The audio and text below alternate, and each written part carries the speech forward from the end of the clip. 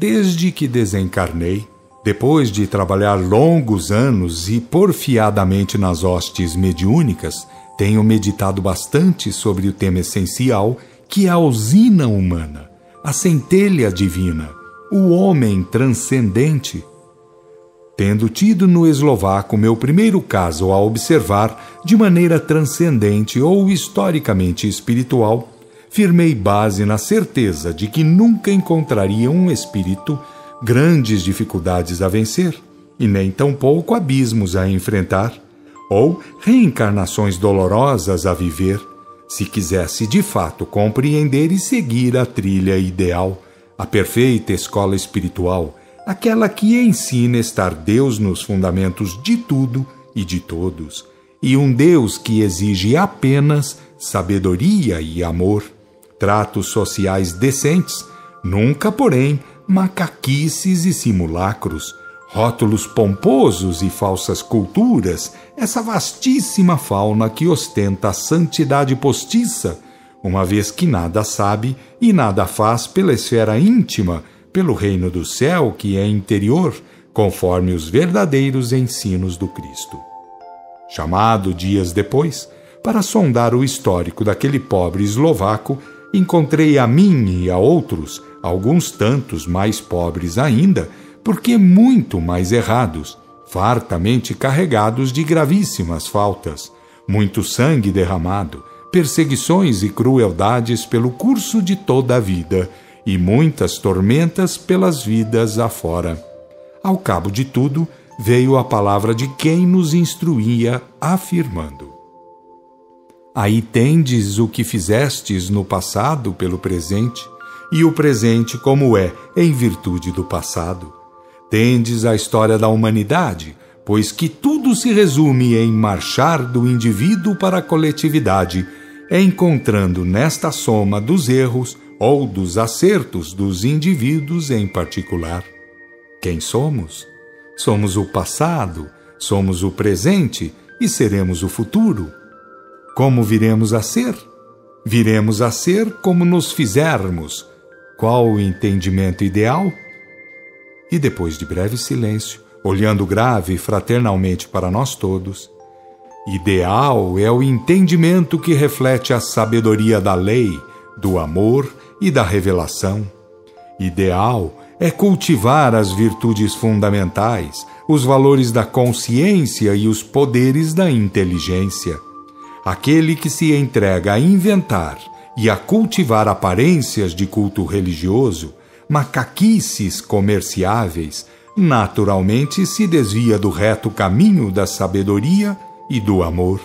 Descamba então para os erros, somando faltas sobre faltas, enviando seus irmãos às faltas e aos erros, cavando para si e para os outros agravos e tormentas, abismos trevosos e encarnações dolorosas. Sem termos o que dizer, ficamos à espera de suas palavras sensatas, palavras de todo um simples que refletiam a mais límpida e ferreteante realidade. E o instrutor convidou-nos agora sorridente e objetivo ao máximo.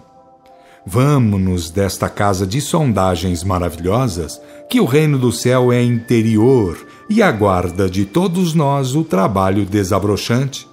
Vamos procurar a melhor forma de servir, de ser socialmente decentes, a fim de podermos seguir a trilha dos Cristos, não com adulações repugnantes, não criando rituais e engodos com que engordar vaidades e empanturrar bolsos e estômagos, mas sim para realizar o Cristo interno, a exposição das virtudes divinas que jazem em nós mesmos em estado latente. Em outros mundos, outras humanidades cresceram em si mesmas, foram ao encontro da luz divina no templo interior, realizaram por isso a liberdade e se fizeram cheias de glória e poder, alçando-se muito acima das formas pagãs e rosseiras de culto, muito acima de pestilente sociologia do interesse subalterno e dos assanhamentos imediatistas que produzem a treva e a dor, as chagas da alma e as purulências dos corpos, quando em novas encarnações expiatórias. Saímos e fomos em busca dos respectivos departamentos de trabalho. Como todos estávamos formando na legião dos recursos entre os dois planos da vida, fomos ter com o trabalho de enxugar as lágrimas, pensar feridas, consolar aflitos, amparar desencarnados sofredores, preparar novas encarnações a velhos devedores, etc.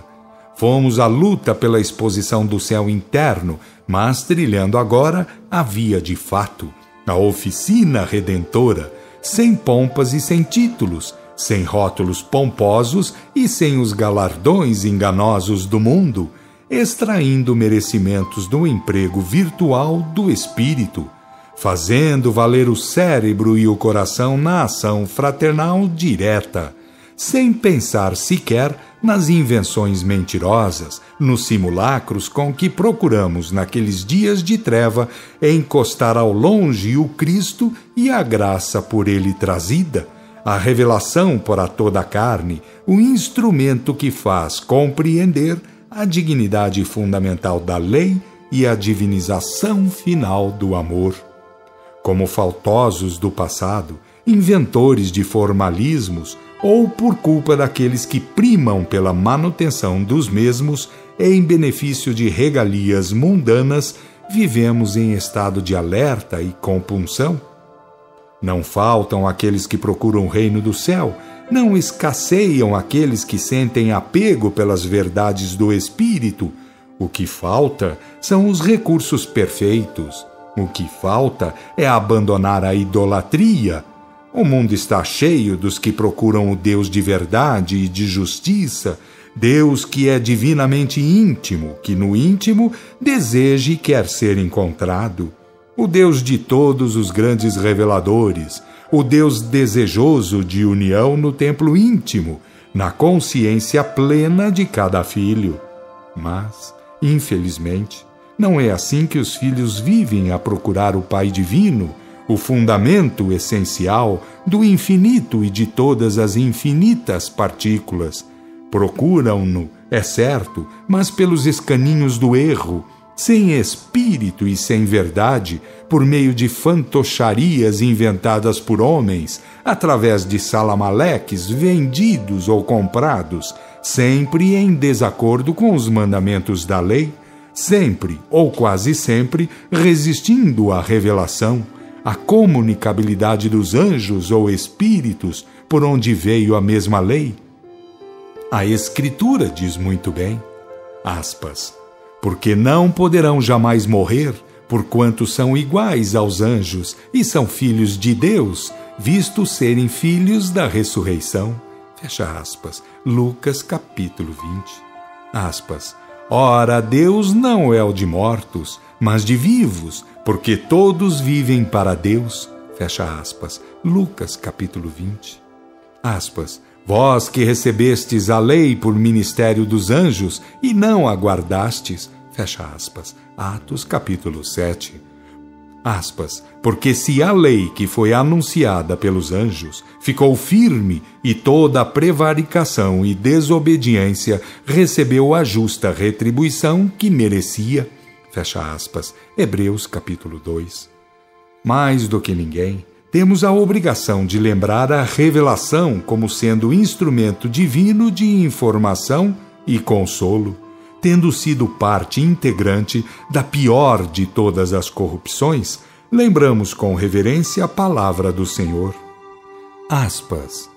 Eu tenho ainda muitas coisas para vos dizer, mas vós não as podeis suportar agora. Quando vier, porém, aquele Espírito de verdade, ele vos ensinará todas as verdades, porque ele não falará de si mesmo, mas dirá tudo o que tiver ouvido e anunciar-vos-á as coisas que estão para vir. Fecha aspas, João capítulo 16. Recebendo ordem, cumprindo deveres, fazemos a parte que nos toca, de direito e de obrigação. Poderemos estar 500 ou 1000 anos adiante do tempo em que viveis, talvez até mais, pois a religião perfeita é para espíritos perfeitos, e, em verdade, ninguém irá realizar prodígios evolutivos.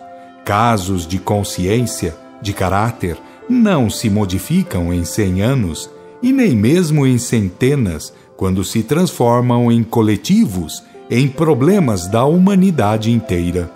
Todavia, custe mais, ou custe menos, ou custe lá quanto custar, tereis que trilhar a senda justa, porque todos deveremos trilhá-la à base de lei, de amor e de revelação, para atingirmos a plenitude religiosa, a união perfeita, a adoração em espírito e verdade. Enquanto, porém, os retardatários forem ficando para trás, ou mesmo se entregando a erros e caindo em abismos, de onde não se levantarão sem pagar até o último ceitil, é certo que os vanguardeiros da verdade receberão segundo as suas obras. Como a Escritura finda suas lições, assim findamos, remetendo nossos leitores ao capítulo final do Apocalipse. Todos encontrarão ali o que aprender, porque ali estão o Cordeiro, a esposa e o Espírito, ou o Messias, sua igreja viva e a revelação, testemunhando a verdade que livra e advertindo contra as corrupções.